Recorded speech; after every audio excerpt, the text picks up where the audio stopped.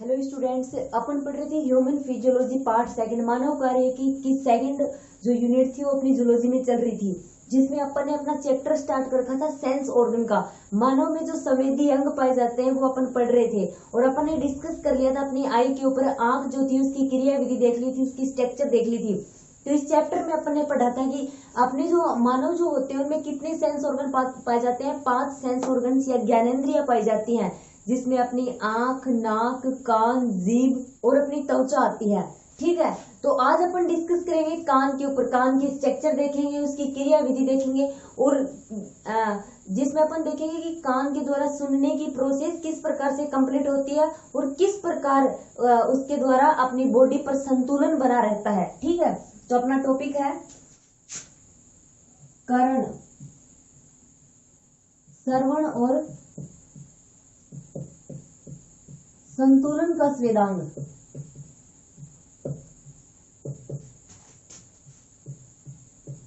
ठीक है, श्रवण और संतुलन का स्वेदांग किस लिए बोला गया है? बिकॉज इसके द्वारा सुनने के प्रोसेस और शरीर पर कंट्रोल रखने की प्रोसेस, ये दोनों ही प्रोसेस क्या होती हैं? अपने कर्ण कान के द्वारा कंप्लीट होती हैं। इसीलिए इसको श्रवण और संतुलन स्वेदांग बोला गया है। और अगर अपन बात करें मनुष्य में या अन्य स्तनधारी जो होते हैं उनमें कान जो होता है उसको मुख्य 3 भागों में बांटा गया है। मुख्य 3 भाग कौन कौन से होते हैं? बाह्यकर्ण, मध्यकर्ण और अंतःकरण। यहाँ पर आपको अपनी बुक का ये डायग्राम दिखाई दे रहा होगा। ये कर्ण की संरचना का डायग्राम है, जिसमें बाह्यकर्ण, मध्यकर्ण और अंतःकरण स्पष्ट रूप से दिखाए गए हैं। तो अगर अपन बात करें कान के कितने भाग होते हैं? 3 मुख्य भाग होते हैं। बाह्यकर्ण,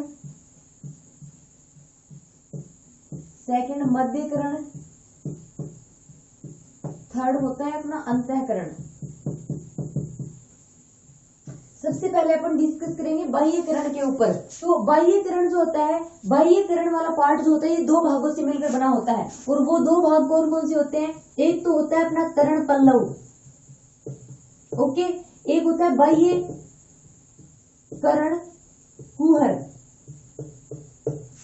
अब सबसे पहले अपन फर्स्ट पार्ट की बात करते हैं, कर्ण पल्लव। ये जो होता है ये केवल स्तनधारियों में प्रेजेंट होता है। ठीक है, कर्ण पल्लव जो होता है वो केवल स्तनधारियों में प्रेजेंट होता है और ये फाइब्रो इलास्टिक उपास्थि का बना हुआ होता है। ओके, अपना कर्ण पल्लव जो होता है वो फाइब्रो इलास्टिक उपास्थि का बना हुआ होता है। और जो मनुष्य होते हैं ना, उन मनुष्य में ये अचलायमान होता है। अचलायमान क्यों होता है? क्योंकि इनमें ओरिकुलर पेशियां होती हैं। ये ओरिकुलर पेशियां क्या होती हैं? इनमें अनुपस्थित अवशेषी होती हैं। और ये ओरिकुलर पेशियां अवशेषी होने के कारण कर्ण पल्लव जो होता है वो मनुष्य जो होते हैं उन मनुष्यों में क्या होता है? अचलायमान होता है। जिस वजह से अपने कान जो होते हैं वो अपनी इच्छा के अनुसार अपन हिला नहीं सकते। आपने देखा होगा बाकी जो जानवर होते हैं जैसे गाय भैंस जो होते हैं अपने कानों को अपनी इच्छा के अनुसार हिला सकते हैं, लेकिन मनुष्य ऐसा नहीं कर सकता है। बिकॉज क्यों नहीं कर पाता है? क्योंकि उनमें ऑरिकुलर पेशियां जो होती हैं वो अवशेषी होती हैं, जिसके कारण ये पार्ट जो होता है ये अचलायमान होता है। आप ट्राई करके देख लीजिए, जिस प्रकार से मतलब गाय और भैंस में होता है वैसे अपनी इच्छा से अपन नहीं हिला सकते। अपने हाथ से अपन टच करके हिला सकते हैं, बट वो बगैर टच किए भी अपने ईयर जो होते हैं, अपने कान जो होते हैं वो काफी देर तक हिला लेते हैं। अपना जो एक कर्ण पल्लव है, फिर ये वर्क क्या करता है? इसका वर्क ये होता है कि ये ध्वनि तरंगे जो होती है ना, उन ध्वनि तरंगों को एकत्रित कर लेता है और उन ध्वनि तरंगों को एकत्रित करके फिर कर्ण कुहर जो होता है ना उसको भेज देता है आगे। ओके, कर्ण पल्लव जो होता है वो ध्वनि तरंगों को एकत्रित करता है और फिर आगे कर्ण कुहर में उनको ट्रांसफर कर देता है। अब आगे अगर अपन बात करें कर्ण कुहर पार्ट की, तो ये कर्ण पल्लव से आगे तक आगे का पार्ट होता है और कर्ण पटल झिल्ली तक ये फैला रहता है। और ये जो कर्ण कुहर का पार्ट होता है ना, इस कर्ण कुहर के पार्ट में अपनी जो श्वेत ग्रंथियां होती हैं, श्वेत ग्रंथियां जितनी भी ग्रंथियां इनके ऊपर अपन डिस्कस कर चुके हैं अपनी बॉडी में कौन कौन सी ग्रंथियां पाई जाती है। जिस टाइम अपन इंट्यूबेटरी सिस्टम का अध्ययन कर रहे थे, ध्वनिक तंत्र अपन ने जिस टाइम पढ़ा था, उस टाइम मैंने बताया था कि कौन कौन सी ग्रंथियां होती है और उनका क्या क्या वर्क होता है। तो बाह्य कर्ण कुहर में जो अपनी श्वेत ग्रंथियां होती है ना वो सिरुमन ग्रंथियों में रूपांतरित हो जाती हैं और सिरुमन ग्रंथियों में रूपांतरित होकर वो कर्ण मोम का स्राव करती हैं। ओके, ये तो हो गया अपना कर्ण पल्लव और बाह्य कर्ण कुहर के ऊपर डिस्कस। अब अपन सेकंड पार्ट मध्यकरण के ऊपर बात करेंगे। तो जो स्तनधारी होते हैं ना, उन स्तनधारियों के अंदर मध्यकरण जो होता है वो टेम्पेनिक कला के अंदर बंद रहता है। आपको डायग्राम में यहाँ पर स्पष्ट रूप से टेम्पेनिक कला दिखाई दे रही होगी। तो करण स्तनधारी जो होते हैं, उन स्तनधारियों में मध्यकरण जो होता है वो टेम्पेनिक कला में बंद रहता है, और मध्यकरण की जो गुहा होती है ना, वो टेम्पेनिक गुहा कहलाती है। और मध्यकरण में यहाँ पर टेम्पेनिक गुहा के आगे की ओर पतली नलिका जैसी यूस्टेचियन नलिका पाई जाती है। ठीक है, कौन सी नलिका होती है? यूस्टेचियन नलिका प्रेजेंट होती है। और अपनी इस यूस्टेचियन नलिका का कार्य क्या होता है? इम्पोर्टेंट है, आपसे पूछ सकते हैं यूस्टेचियन नलिका का कार्य लिखिए। तो यूस्टेचियन नलिका का कार्य ये होता है, कर्णपटह झिल्ली जो होती है उस झिल्ली के दोनों तरफ समान दाब को बनाए रखने का कार्य यूस्टेचियन नलिका के द्वारा किया जाता है। ओके, कर्ण में पाई जाने वाली कर्णपटल झिल्ली जो होती है, उस कर्णपटल झिल्ली के दोनों ओर समांतर दाब को बनाए रखने का कार्य यूस्टेचियन नलिका के द्वारा किया जाता है। और इस मध्यकरण की अगर अपन बात करें, यहाँ पर कर्ण अस्थिकाएं भी पाई जाती हैं। और स्तनधारी जो होते हैं, उन स्तनधारियों की कर्ण गुहा में 3 कर्ण अस्थिकाएं पाई जाती हैं। और जो ये अस्थिकाएं पाई जाती है ना, ये बाहर से अंदर की ओर सिरे के द्वारा एक दूसरे से जुड़ी हुई रहती हैं। और ये तीनों की तीनों अस्थिकाएं जो होती हैं बहुत ही इम्पोर्टेंट है, इनके ऊपर क्वेश्चन पूछने के चांसेस 99% है। और वो 3 अस्थिकाएं कौन कौन सी होती हैं? फर्स्ट होती है मेलियस, सेकंड होती है इंकस, एंड थर्ड है अपनी स्टेपीज। ये 3 नलिकाएं हर किसी को पता होनी चाहिए। सॉरी, ये 3 अस्थिकाएं जो है इनका हर किसी को पता होना चाहिए, मेलियस, इंकस और स्टेपीज, क्योंकि इसके ऊपर क्वेश्चन आने के चांसेस हैं। मैं फिर से रिपीट कर रही हूँ ये चीज। तीनों की तीनों मेलियस, इंकस और स्टेपीज जो है, ये तीनों की तीनों नलिकाएं आपको डायग्राम में स्पष्ट रूप से नजर आ रही होंगी। अब अगर अपन सबसे पहले मेलियस जो अस्थि इसका डिस्कस करें, तो ये हथौड़े के आकार की अस्थि होती है। मेलियस जो अस्थि होती है इसको घन अस्थि भी बोला जाता है। ओके, और ये हथौड़े की आकृति की होती है। और अपनी जो ये मेलियस अस्थि होती है ना, ये आर्टिकुलर अस्थि के रूपांतरण से बनी हुई होती है। ओके, अब अगर अपन बात करें इंकस के ऊपर, अपनी जो ये इंकस अस्थि होती है इसको स्थूल अस्थि भी बोला जाता है। ओके, इसको घन अस्थि भी बोलते हैं, इसको स्थूल अस्थि भी बोलते हैं। अपनी इंकस जो होती है निहाई के आकार की होती है, मतलब ये इंकस से जुड़ी हुई होती है और थोड़ी ऐसे टर्न मोड़ लिए भी होती है। ओके, और अपनी जो ये इंकस अस्थि होती है ये क्वाड्रेट अस्थि के रूपांतरण से बनती है। ओके, मेलियस जो होती है वो आर्टिकुलर अस्थि के रूपांतरण से बनती है, इंकस जो होती है वो क्वाड्रेट अस्थि के रूपांतरण से बनती है। अब थर्ड नंबर पर आती है अपनी स्टेपीज। स्टेपीज या रकाब भी बोलते हैं इसको। और रकाब किस लिए बोला जाता है? क्योंकि अपनी जो ये स्टेपीज अस्थि होती है ना, यह घोड़े के जीन के रकाब की आकृति की होती है, इसीलिए इसको रकाब भी बोला जाता है इस अस्थि को। अपनी जो ये स्टेपीज अस्थि होती है ये हाईमेंडिबुलर अस्थि के रूपांतरण से बनती है। और अपनी जो ये तीनों कर्ण अस्थिकाएं जो होती है ये अपनी सामान्य स्थिति में कर्ण गुहा जो होती है ना उसमें लटकी हुई होती हैं। और मेलियस जो होती है वो मेलियस कर्ण गुहा की दीवार से जो मजबूत टेम्पेनिक पेशी जो होती है उसके द्वारा जुड़ी रहती है। जो ये अपनी मेलियस, इंकस, स्टेपीज ये आ गए अपनी मध्यकरण। अब अपन थर्ड पार्ट की अगर बात करें अंतःकरण के ऊपर, अपना अंतःकरण जो होता है वो टेम्पेरल गुहा के अस्थि में स्थित होता है, जिसे अपन क्या बोलते हैं? जिसे अस्थि गहन भी बोला जाता है। ठीक है, जिसे अस्थि गहन भी बोलते हैं। और इसमें मुख्यतः 2 भाग होते हैं। और वो 2 भाग कौन से होते हैं प्रमुख? अगर अपन बात करें अंतःकरण के बारे में, एक तो होता है अपना कर्णावृत और एक होता है अपना प्रघाण। ओके, सबसे पहले अपन कर्णावृत के बारे में अगर डिस्कस करें तो कर्णावृत जो होता है ये लंबी कुंडलित संरचना होती है, जो जगह जगह पर शंख की कुंडली की तरह होती है, जिसके पूरी संरचना में कुल 2.5 चक्र होते हैं, जिनके भीतर समांतर नलिकाओं का जाल पाया जाता है। और ये जो समांतर नाले या फिर जो जाल पाए जाते हैं ना, इनके अंदर एक द्रव भरा रहता है, जिसको अपन क्या बोलते हैं? जिसको अंतःलसिका बोला जाता है। ठीक है, उन नालों के अंदर एक तरल अंतःलसिका भरा हुआ रहता है। और जो बीच की नाल होती है ना, बीच की नाल में सुनने से संबंधित संवेदी क्षेत्र उपस्थित होता है। ठीक है, सुनने से संबंधित जितने भी संवेदी कोशिकाएं होती हैं वो उस बीच के नाल के क्षेत्र में उपस्थित होती हैं, जिसे क्या बोला जाता है? जिसे कार्टिरोम अंग बोला जाता है। और ये जो कोशिकाएं होती है ना, इन कोशिकाओं के एक सिरे पर संवेदी रोम उपस्थित होते हैं। अब कर्णावृत के बाद में अपना सेकंड क्षेत्र आता है प्रगाढ़ एरिया का।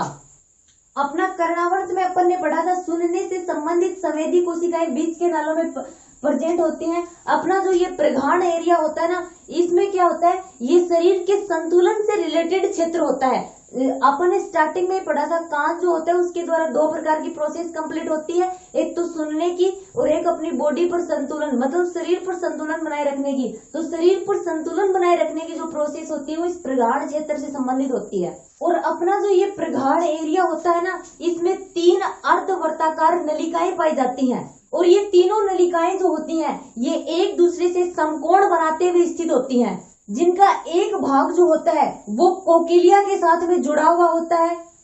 और ये जो कोकिलिया होता है ये 3 भागों में बटा हुआ होता है। 3 भाग कौन कौन से होते हैं? फर्स्ट होता है स्केला वेस्टिबुली,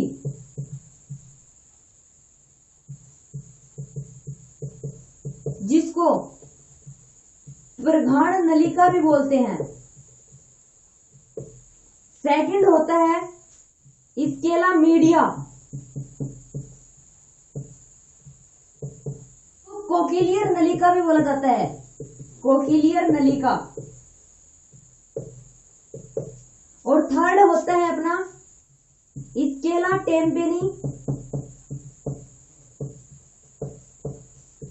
या टेम्पेनिका नलिका।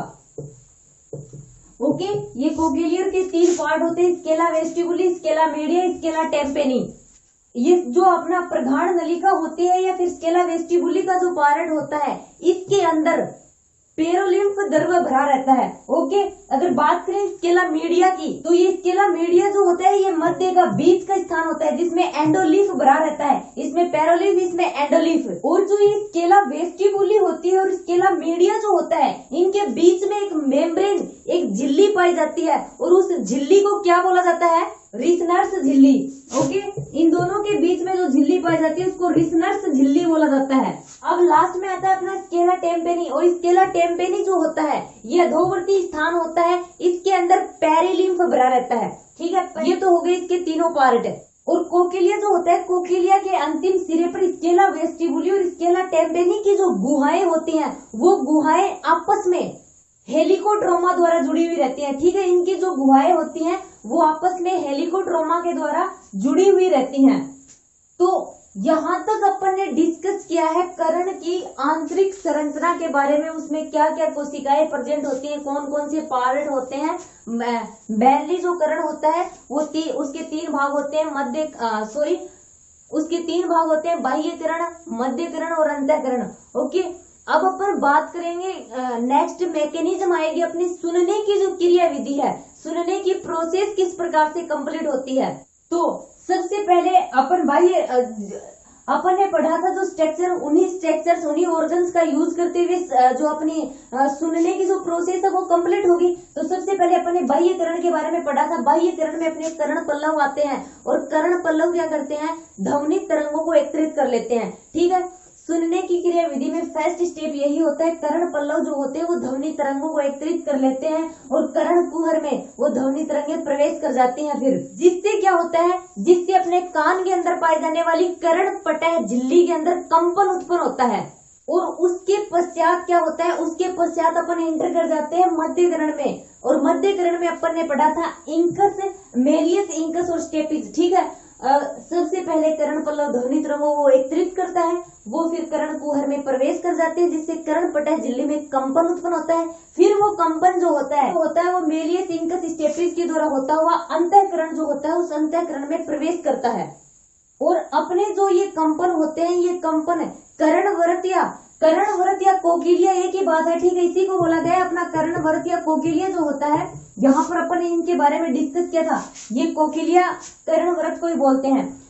फिर आगे की प्रोसेस में क्या होता है, अपन ने कर्णवृत्त ये जो कोकिलिया वाला पार्ट था उसमें पढ़ा था कि इसमें एक तरल द्रव्य भरा रहता है। ठीक है, अपना जो ये कंपन मेलियस इंकस स्टेपिज के दौरान अंतःकरण में पहुंचा है। फिर ये कर्णवृत्त या कोकिलिया के अंदर जो तरल होता है ना, उस तरल पदार्थ को गति प्रदान करता है और फिर इस तरल की गति को या फिर तरल के जो स्पंदन होता है उस स्पंदन को कोर्टी अंग जो होते हैं वो पकड़ लेते हैं और फिर वो तंत्रिका आवेगों के द्वारा कोकिलिया तंत्रिकाओं में प्रवेश कर जाता है और फिर ये तंत्रिकाएं जो होती हैं ये मस्तिष्क तक पहुंचती हैं। अपना संदेश जो होता है वो मस्तिष्क तक पहुंच जाता है। उसके बाद में ये प्रोसेस कंप्लीट हो जाती है। एक बार फिर से मैं इस चीज को रिपीट कर रही हूँ। सबसे पहले कर्ण पल्लव जो होता है वो ध्वनि तरंगों को एकत्रित करता है। उसके बाद में वो कर्ण कुहर में प्रवेश कर जाती है, जिससे क्या होता है कर्ण पटह झिल्ली जो होती है उस झिल्ली में कंपन पैदा होता है। फिर ये मध्य कर्ण के जो मेलियस इंकस स्टेपिस पार्ट होते हैं इनके द्वारा होती हुई अपना कंपन जो होता है वो अंतःकरण में प्रवेश कर जाता है।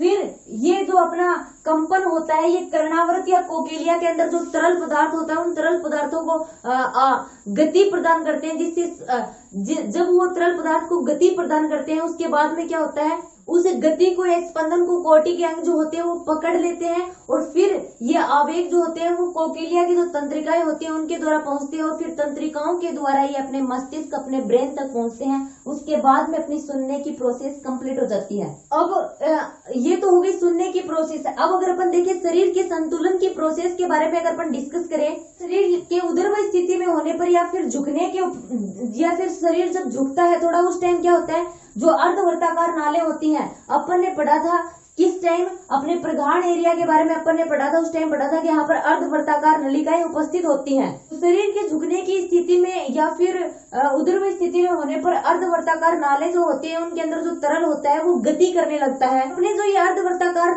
नाल जो होते हैं ये विभिन्न समतलों पर व्यवस्थित रहते हैं और अपने प्रगाढ़ एरिया में स्थित ये जो नाल होते हैं इन नालों की तुम्बिका में जो पक्षमाप स्थित होते हैं सीलिया प्रेजेंट होते हैं। वो सीलिया जो होते हैं इस गति को ग्रहण कर लेते हैं। ये जो इनके तरल जो होते हैं तरल पदार्थ भरा रहता है उसमें जो गति होती है उस गति को ग्रहण कर लेते हैं ये। और फिर जो आवेग होते हैं वो श्रवण तंत्रिका तक पहुंचा दिए जाते हैं, फिर वहां से मस्तिष्क में पहुंचा दिए जाते हैं। ठीक है, जब उदरवय स्थिति होती है फिर शरीर झुकने की स्थिति में होता है तब इन अर्धवर्ताकार नलिकाओं में क्या होता है उसके तरल माध्यम में उसमें जो तरल पदार्थ भरा रहता है उसमें गति होती है और वो गति जो होती है उस गति को संवेदी पक्षमाप जो होते हैं सीलिया जिनको बोला जाता है वो ग्रहण कर लेते हैं और श्रवण तंत्रिकाओं तक पहुंचा देते हैं। फिर श्रवण तंत्रिकाएं जो होती हैं उन आवेगों को मस्तिष्क तक पहुंचा देती हैं। आगे अगर अपन डिस्कस करें गति करते समय फिर अपना संतुलन कैसे बना रहता है, तो गति करते समय बॉडी का संतुलन बना रहने का प्रोसेस जो होता है वो भी प्रगाढ़ एरिया से संबंधित ही होता है। अपना जो प्रगाढ़ एरिया होता है इस प्रगाढ़ एरिया में जो नाले उपस्थित होती है ना अर्धवर्ताकार नाले, उसमें अपन ने डिस्कस किया था एक ओर से तो वो कोकिलिया से जुड़ी रहती है, दूसरी ओर से वो किन से जुड़ी रहती है यूट्रिकुलस और सेकुलस। इन दो क्षेत्रों इन दोनों के द्वारा ये दूसरे सिरे से जुड़ी रहती है। तो यहाँ पर अपना जो यूट्रिकुलस और स्केलस जो होता है ये यूट्रिकुलस और स्केलस ही क्या करता है गतिज संतुलन का बोध करवाता है। यूट्रिकुलस को अपन एक नाम से और जानते हैं जिसको अपन बोलते हैं धृति। जो यूट्रिकुलस होता है यूट्रिकुलस को अपन धृति भी बोलते हैं और जो सेकुलस होता है उस सेकुलस को गोणिका भी बोला जाता है। ठीक है, धृति और गोणिका जो होते हैं इन्हीं के द्वारा गतिज संतुलन का बोध होता है और ये धृति और गोणिका जो होती है प्रगाढ़ एरिया से संबंधित क्षेत्र होते हैं। जब अपने शरीर जो होता है उस शरीर में किसी भी प्रकार की कोई भी गति हो रही होती है तब अपना एंडोलिफ जो होता है उस एंडोलिफ में उपस्थित कैल्शियम कार्बोनेट की बारीक बारीक कणिकाएं संवेदी रोमों को दबाने लगती हैं। ठीक है, और जो अपन ने पढ़ा था एंडोलिफ किस में पाया जाता है स्केला मीडिया जो पार्ट होता है वो उसमें एंडोलिफ द्रव्य पाया जाता है। ओके, तो जब शरीर में किसी भी प्रकार की कोई भी गति हो रही होती है तो उस टाइम जो अपना एंडोलिफ होता है उस एंडोलिफ में मौजूद कैल्शियम कार्बोनेट की महीन जो कणिकाएं होती हैं वो कणिकाएं संवेदी रोमों को दबाने लगती हैं और इस प्रकार ये जो आवेग होते हैं इन आवेगों को तंत्रिका तक पहुंचा दिया जाता है और फिर तंत्रिका से मस्तिष्क तक पहुंचा दिया जाता है और जब ब्रेन तक संदेश पहुंच जाते हैं तब कंट्रोल की प्रोसेस जो होती है वो कंप्लीट होती है।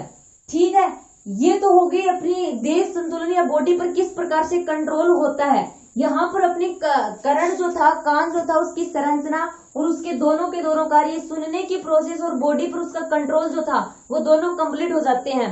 अब आगे अपने सेंस ऑर्गन्स बचते हैं अपनी जीवा नाक और त्वचा से रिलेटेड। और अगर अपनी इन संवेदांगों के ऊपर डिस्कस करें तो सबसे पहले अपन जीवा के बारे में बात करें। जो जीभ होती है उसके द्वारा स्वाद का ज्ञान होता है और जो अपनी नासिका नास जो होती है उसके द्वारा अपन गंध का ज्ञान कर पाते हैं।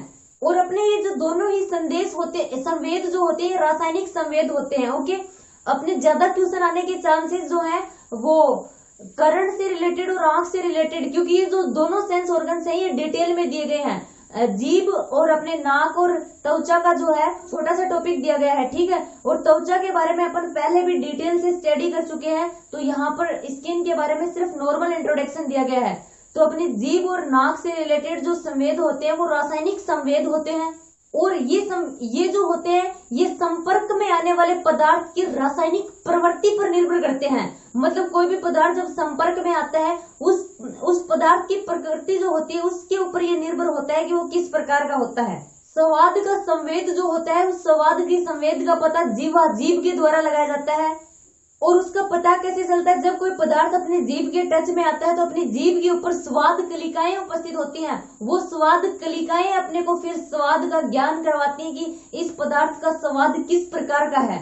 और गंध का जो पता होता है वो गंध का पता किससे चलता है? गंध का पता भी अपने नाक में उपस्थित संवेदी कोशिकाएं एपिथेलियम जो होती हैं उनके संपर्क में किसी पदार्थ के आने से तभी क्या होता है अपन गंध का पता लगा सकते हैं। कौन सा जो पदार्थ होता है वो अपनी नासिका के जो संवेदी कोशिकाएं होती हैं उन तक पहुंचा है। जब किसी भी प्रकार के रसायन के जो कण होते हैं वो रसायन के कण अपन श्वास लेते हैं, श्वसन की प्रोसेस के द्वारा हवा में उड़ते हुए अपने अंदर आ जाते हैं, तो नाक की संवेदी एपिथेलियम की जो कोशिकाएं होती है उन्हें उद्दीप्त कर देती हैं, जिससे क्या होता है, जिससे अपने को गंध का ज्ञान होता है। ओके, क्लियर सी बात यही बताई गई है। जीभ में से अपन स्वाद का ज्ञान करते हैं क्योंकि जीभ जो होती है वहां पर स्वाद कलिकाएं उपस्थित होती हैं। कोई भी पदार्थ जब अपनी जीभ के टच में आता है तो स्वाद कलिकाएं स्वाद का ज्ञान करवा देते हैं कि इस पदार्थ का स्वाद किस प्रकार से होता है। उसी प्रकार अपने नासिका जो होती है, नास जो होती है, उसमें एपिथेलियम संवेदी सेल्स प्रेजेंट होती हैं, जो कोई भी पदार्थ होता है वो अगर टच में आता है तो उसकी गंध का ज्ञान करवाते हैं।